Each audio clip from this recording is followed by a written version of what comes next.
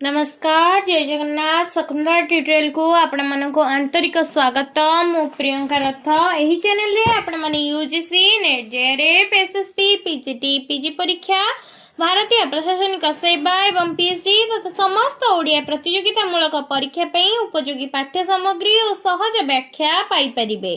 तेणु जल्दी जल्दी आम चैनल को लाइक शेयर एवं सब्सक्राइब करि नियंतु और आम सह जोड़ी रुहंतु। तेबे चलंतु आरंभ करिबा आजिर क्लास। आजिर क्लास रे आमे आलोचना करिबा समास उपरे। समास काहाकू कुहा जाए, समास केते प्रकार, समास कौन कौन, समासर एग्जांपल गुडी को कौन कौन सब आलोचना करिबा। तेबे प्रथम प्रश्न, दुई वर्णर मिलन को कौन कुहा जाए? दुई वर्णर मिलन को संधि कुहा जाए। परस्पर संबंध थिबा दुई बा ततोधिक पद को एक पद कहिबार नाम कौन? दुई बा ततोधिक पद, परस्पर संबंध थिबा दुई बा ततोधिक पद को एक पद कहिबार नाम हैला समास। नेक्स्ट क्वेश्चन, समासर अर्थ कौन? समासर अर्थ हेउची संक्षेप। समासर अर्थ कौन? समासर अर्थ हेउची संक्षेप। समासर जेउ दुई बा ततोधिक पद को एक पद करा जाए ताहाकू कौन कुहा जाए? समासरे जेउ दुई बा ततोधिक पद को एक पद करा जाए ताहाकू समस्यमान पद कुहा जाए। समास पद, समासरे जेउ दुई बा ततोधिक पद को एक पद करा जाए ताहाकू कौन कुहा जाए? समस्यमान पद कुहा जाए। समास पद काहार अन्य नाम? समास पद समस्त पदर अन्य नाम। समास पद काहार अन्य नाम? समास पद समस्त पदर अन्य नाम। समास निष्पन्न पद काहाकू कुहा जाए?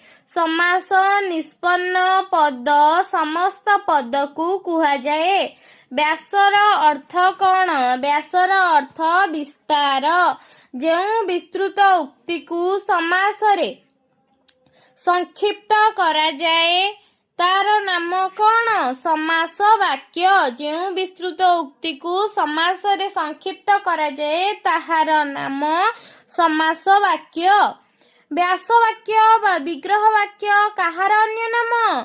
व्यास वाक्य बा विग्रह वाक्य समास वाक्यर अन्य नाम। संक्षेपरे भाव प्रकाश करिबा काहार उद्देश्य? संक्षेपरे भाव प्रकाश करिबा समासर उद्देश्य। काहार समास हुए? संबंध थिबा पद मानकर समास हुए। काहार समास हुए? संबंध थिबा पद मानकर समास होइथाए। जेउठी संधि होइथाए सेठी निश्चय डैश थाए, समास थाए। जेउठी संधि होइथाए सेठी निश्चय समास थाए। समासरे केउ पद गुडी को एकत्र करी लेखा जाए? समासरे समस्त पद गुडी को एकत्र करी लेखा जाए। समासरे केउ पद गुडी को एकत्र करी लेखा जाए? समासरे समस्त पद गुडी को एकत्र करी लेखा जाए। समासरे पूर्व पदर विभक्ति चिन्ह डैश हुए।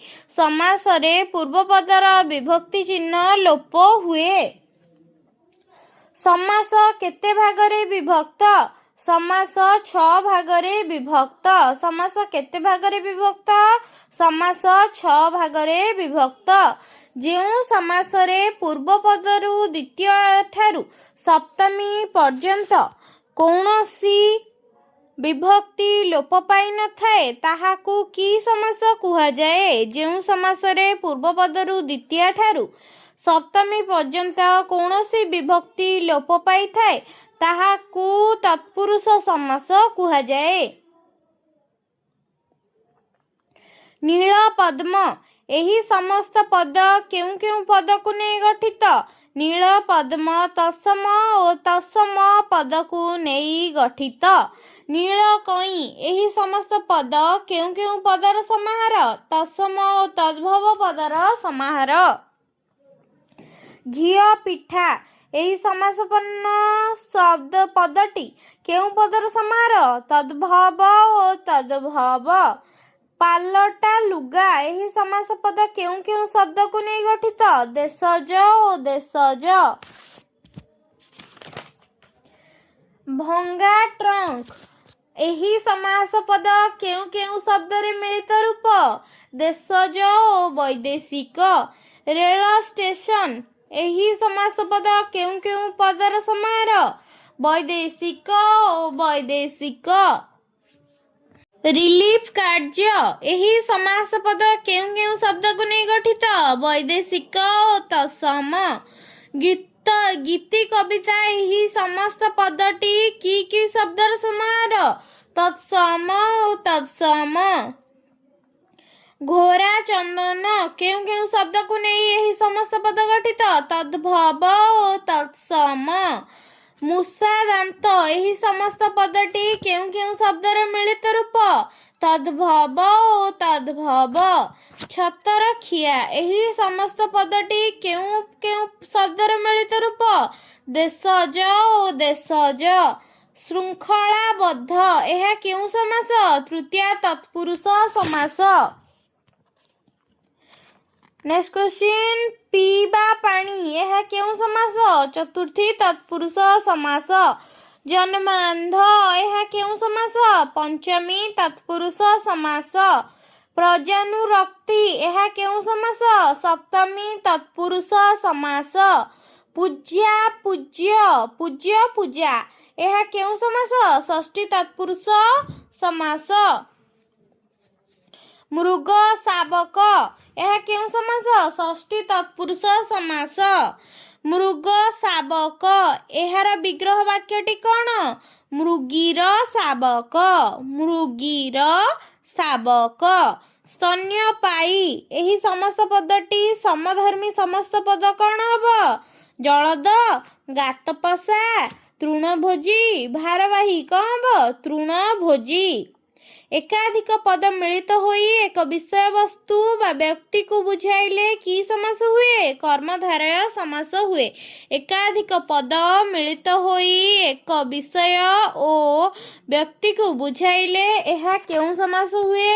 ଏହା କର୍ମଧାରୟ ସମାସ ହୋଇଥାଏ। ନୀଳୋତ୍ପଳ ଏହି ସମସ୍ତ ପଦଟି କେଉଁ ସମାସ? କର୍ମଧାରୟ ସମାସ। ନୀଳୋତ୍ପଳ କର୍ମଧାରୟ ସମାସ। ବୀରା ଅଟେ ରମଣୀ ବୀର ରମଣୀ ଏହା କେଉଁ ସମାସର ଉଦାହରଣ? କର୍ମଧାରୟ ସମାସର ଉଦାହରଣ। ବୁଦ୍ଧଙ୍କ ପ୍ରବର୍ତ୍ତିତ ଧର୍ମ ବୌଦ୍ଧ ଧର୍ମ ଏହା କେଉଁ ସମାସ ହୋଇଛି? ମଧ୍ୟପଦ ଲୋପୀ କର୍ମଧାରୟ ସମାସ। ଯେଉଁ ସମାସର ପ୍ରତ୍ୟେକ ସମସ୍ୟମାନ ପଦର ଅର୍ଥର ପ୍ରାଧାନ୍ୟ ଥାଏ ତାହା କି ସମାସ? ଦ୍ୱନ୍ଦ୍ୱ ସମାସ। ଜାୟା ଓ ପତି ସମାନ ଦମ୍ପତି ଏହା କେଉଁ ସମାସ? ଦ୍ୱନ୍ଦ୍ୱ ସମାସ। ପତ୍ର, ପୁଷ୍ପ, ଫଳ ଏହି ସମସ୍ତ ପଦ କେଉଁ ସମାସ ସୂଚକ? ଦ୍ୱନ୍ଦ୍ୱ ସମାସ ସୂଚକ। ଯେଉଁ ସମାସରେ ସଂଖ୍ୟାବାଚକ ଶବ୍ଦ ପୂର୍ବରୁ ଥାଏ ଓ ସମାସ ନିଷ୍ପନ୍ନ ପଦର ସମାହାର ଅର୍ଥ ବୁଝାଏ ତାହାକୁ କି ସମାସ କହନ୍ତି? ତାହାକୁ ଦ୍ୱିଗୁ ସମାସ କହନ୍ତି। ଚଉପଦୀ ଏହି ସମସ୍ତ ପଦର ବ୍ୟାସବାକ୍ୟ କ'ଣ? ଚଉପଦର ସମାହାର।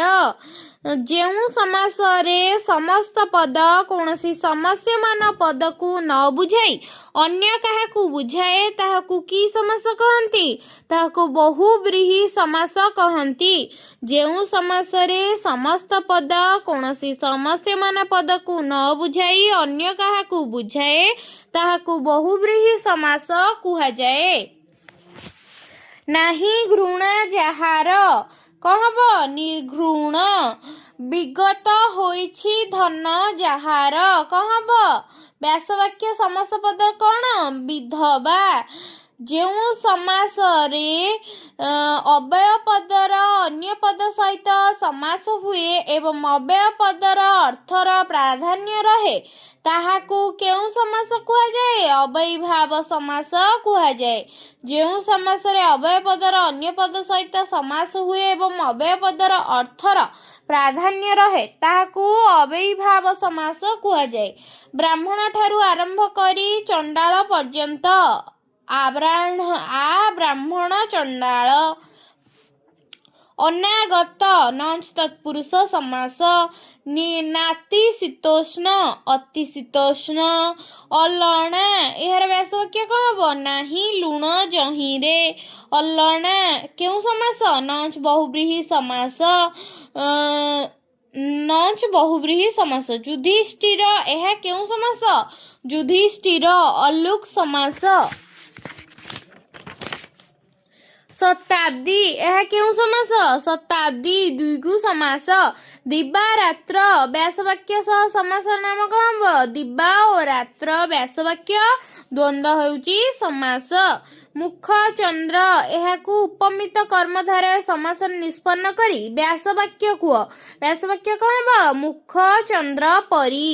ମୁଖ ଚନ୍ଦ୍ର ଏହାକୁ ରୂପକ କର୍ମଧାରୟ ସମାସରେ ନିଷ୍ପନ୍ନ କର। ମୁଖ ରୂପକ ଚନ୍ଦ୍ର। ନେକ୍ସଟ କ'ଣ ହେବ? ମୁଖ ଚନ୍ଦ୍ର ଏହାକୁ ବହୁବ୍ରୀହି ସମାସରେ ନିଷ୍ପନ୍ନ କର। ମୁଖ ଚନ୍ଦ୍ର ଚନ୍ଦ୍ର ପରି ଯାହାର। ଚନ୍ଦ୍ର ମୁଖ ଏହାକୁ ବହୁବ୍ରୀହି ସମାସ କର। ଚନ୍ଦ୍ର ପରି ମୁଖ ଯାହାର। ଚନ୍ଦ୍ରମୁଖ ଏହାକୁ ମଧ୍ୟପଲ୍ଲବୀ କର୍ମଧାରୟ ସମାସରେ ନିଷ୍ପନ୍ନ କର। କ'ଣ ହେବ? ଚନ୍ଦ୍ର ସଦୃଶ ମୁଖ ଯାହାର। ସ୍ଥିତ ପ୍ରଜ୍ଞ ଏହାର ବ୍ୟାସ ବାକ୍ୟ କ'ଣ ହେବ? ସ୍ଥିତା ପ୍ରଜ୍ଞା ଯାହାର। ତେବେ ନେକ୍ସଟ କ୍ଲାସରେ ଆମେ କ'ଣ ପଢ଼ିବା?